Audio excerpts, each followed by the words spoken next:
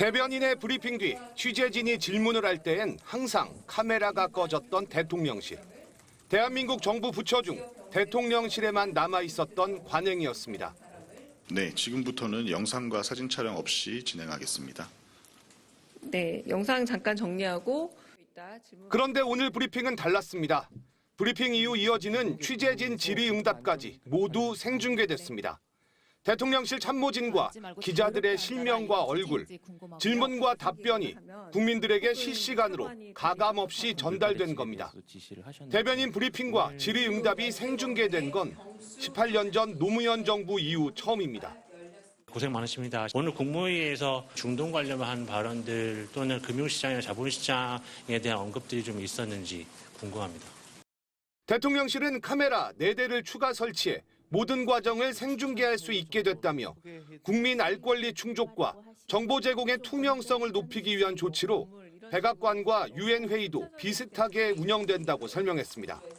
질의하는 모습과 현장 상황을 쌍방향으로 생생하게 전달하겠습니다. 이는 국민들의 알 권리와 브리핑 투명성을 높이자는 이재명 대통령의 제안에 따른 것으로 이제 국민들이 지금까진 알 길이 없었던 브리핑 이후 질의응답까지 볼 수 있게 된 만큼 대통령실도 한층 더 책임감 있게 답변을 내놔야 하는 상황이 됐습니다. 또 기사 작성 과정에서 벌어질 수 있는 혹시 모를 왜곡의 가능성도 사전 차단됐습니다. 다만 민감한 질문을 한 취재진이 공격 대상이 될 수 있는 만큼 대통령실과 언론사가 취재진에 대한 보호 체계를 마련해야 한다는 의견도 있습니다. MBC 뉴스 김재경입니다. 네, 질문하시죠. 매번 드시는 분만 드시니까 그래도 오늘 조금 색다르게 저쪽이 먼저. 네.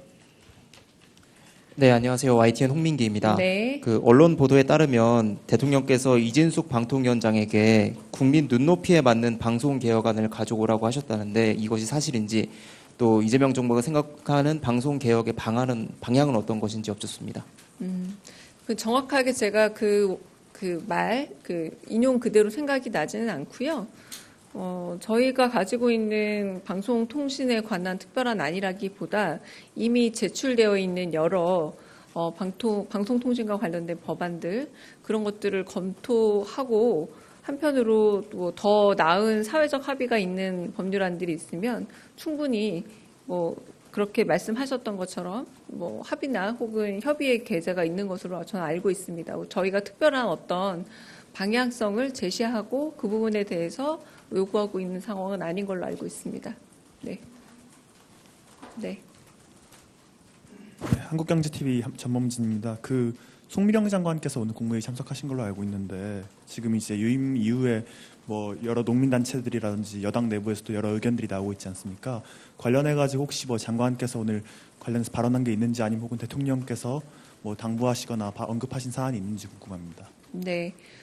대통령께서 그 부분에 대해서는 송미령 장관이 또 사회적인 충돌 혹은 이해관계에 있어서 다른 의견들이 있다면 적극적으로 이제 유임된 장관으로서 들어보고 그 부분에 있어서 갈등을 조정하는 데 있어서 직접 역할을 하는 것이 좋지 않겠냐라고 제안하셨고 거기에 대해서 수긍한 것으로 봅니다. 그러니까 유임 결정까지는 대통령실에서 한 거지만 그 이후엔 또 그 갈등 조정의 기능과 역할 또한 또 내각에 임명된 혹은 내정된 분들의 중요한 역할이라고 봅니다.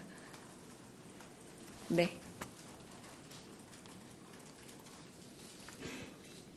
예, 매일경제 성송입니다. 오늘 대통령님께서 모두 발언에서 좀 물가 안정 부분을 좀 말씀을 주신 것 같은데요. 좀 구체적으로 좀 논의된 내용이라든지 아니면은 대통령님께서 비공개 국무회에서 물가 안정 관련된 당부나 지시사항이 있으시면 좀 말씀해 주시면 감사하겠습니다. 제가 오늘 말씀드린 대통령 영화 24건 중에 탄력세율과 할당 관세 관련 부분은 물가 안정과 민생 회복을 위해서 좀 긴급하게 안건으로 올라온 내용이기도 합니다. 그러니까 국무회의 내용에 어느 정도 이미 반영이 되어 있고 이런 법안들이 올라온 이유도 지금 질문하신 것과 연관이 된다고 보시면 될 것 같습니다. 네. 네, 먼저 하시죠. 네. 예, 머니투데이 이영광입니다. 연일 네. 고생 많으시고요. 대통령께서 회의 중에 단일 부처에 매이지 말고 부처 간 협의로 해결책을 찾되 조정되지 않으면 대통령에 꼭 알려달라 요게 어떤 맥락에서 나온 건지 설명을 좀 부탁드릴 수 있을까요? 뭐 이를테면 식약처 보고를 받다가 나온 이야기인데요. 이렇게 AI를 만약에 통해서 뭔가 좀 더 일의 원활한 그 진행을 빠르게 할 수 있다라고 하면 이건 반드시 또 이제 식약처만의 문제는 아니고 다른 부처들과 협의를 통해서 해야 되는 것 아닙니까? 그리고 행정부의 일이라는 게 단일 부처만으로 끝나는 일이라기보다 다른 부처들과 연관되어 있는 것이 워낙 많기 때문에 그런 부분에 있어서는 다른 부처와 협업으로 빠른 진행을 하되 만약 부처 협의가 잘 안 된다면 꼭 보고해달라 이런 의미였습니다. 네. 네, 채널A 홍지은입니다. 그 대통령께서 직제별 좌석이 중요하지 않다라고 방금 얘기하셨는데 그럼 앞으로는 이제 국무위원들이 직제별로 앉지 말고 자유롭게 앉아라 이런 취지인지 궁금하고요. 그다음에 또 하나는 지금 김민석 국무총리 청문회가 진행 중인데 이제 대통령실에서도 문제 없다고 판단을 하시면 이번 주 안에 뭐 표결해서 임명 절차까지 마치실 계획인지 궁금합니다. 두 번째 먼저 말씀을 드리면요. 지금 국무총리 내정자에 대해서는 계속 인사청문회가 진행 중 아닙니까? 인사청문회를 마저 지켜보고 나서 할 수 있는 이야기라고 생각할 수 있겠고요.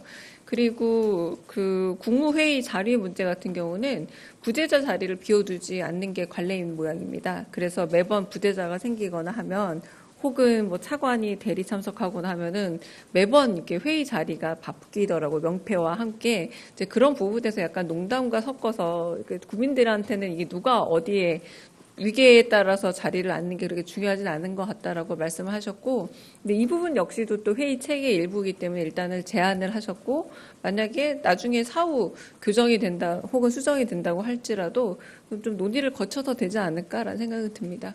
그래서 앞으로는 그 관계자라고 꼭 쓰지 않으셔도 되고요. 실명대로 밝히셔도 괜찮습니다. 저뿐만 아니라 네, 비서실장님이 오시던 수석님들이 오시던 이제 그 부분에 있어서 조금 바뀔 수 있다라는 생각이 들고요. 어차피 지금 이게 녹화로 나가는 부분이잖아요. 일단 뭐 대변인 발은 대변인 발로 나가도 됩니다. 네. 그럼 여기서 질의응답 끝내겠습니다.